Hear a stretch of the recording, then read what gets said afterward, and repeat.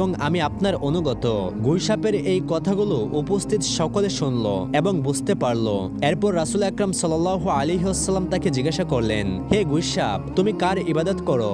জবাবে গুইসাপটি বলল, আমি ওই আল্লাহর ইবাদত করি যার আরশ আকাশে, যার রাজত্ব দুনিয়াতে, যিনি সমুদ্রের ভিতরে পথ সৃষ্টি করেছেন, যিনি বেহেশতের রহমত ও দুজকে আযাব সৃষ্টি করেছেন। আল্লাহর নবী তাকে পুনরায় জিজ্ঞাসা করলেন, আমি কে? সে জবাব দিল, আপনি আল্লাহর রাসূল এবং আপনি আখির নবী। যে ব্যক্তি আপনার সত্যতা স্বীকার করবে সে সফলকাম হবে, আর যে ব্যক্তি আপনাকে মিথ্যা বলে প্রতিপন্ন করবে সে ব্যর্থ হবে। অতঃপর রাসূল আকরাম সাল্লাল্লাহু আলাইহি ওয়াসাল্লাম সেই গ্রাম্য লোকটির দিকে লক্ষ্য করে বললেন, হে বেদুইন, এখন কি তোমার মনে আমি আল্লাহর রাসূল হওয়ার ব্যাপারে কোনো সন্দেহ রয়েছে?